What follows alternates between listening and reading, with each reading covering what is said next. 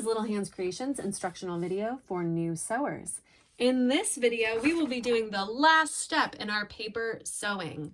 So up until this point, we have been following lines on our paper for curves, turning corners, doing zigzags, but a lot of the time we don't have lines like that on our projects. So how do we make sure that we are staying consistent with our seam allowance and going in a straight line?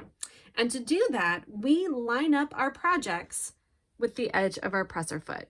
So before we get started, we want to make sure that we put our sewing machine back on a straight stitch from the previous zigzag. So if you haven't already, that's turning our zigzag back to a straight stitch and making sure that our width is set back at 0. So once my pedal is where I want it to be, I'm going to turn on my sewing machine, make sure my bunny's up and my presser foot is up, and I'm going to pick a corner, start right at that corner, lower my presser foot so that the edge of my paper is lined up with the edge of my presser foot. So that's now where I'm keeping my eye. I am watching this corner and steering my project back and forth to make sure that it stays lined up. So the first thing that I'm going to do is make my knot. I've gone forward, I've gone backwards. So now I'm going to stitch all the way to my corner, keeping my project lined up with my presser foot. Nice, light, loose hands. Steering to make sure it stays straight. Then when I get close, I'll walk myself forward to about there. Presser foot can be up because my needle is down. So needle down, presser foot up, rotate, presser foot down. You can see that I kind of, I didn't eye that very well for the 5/8 seam allowance.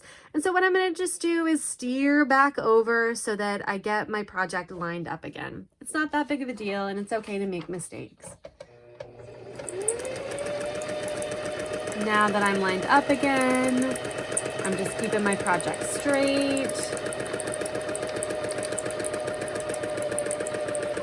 Now I'm gonna walk it forward with my hand crank, needle down, presser foot up, project rotated, oops, presser foot down, and now I'm gonna follow this curve.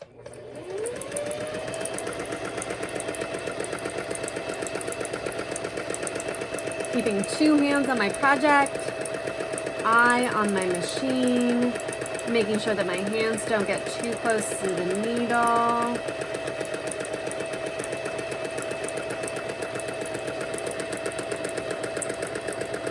And now that I got all the way to the end, I'm going to make my knot. So reverse backwards and go forwards.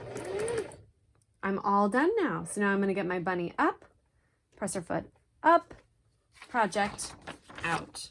You have now completed our sewing paper. Good job!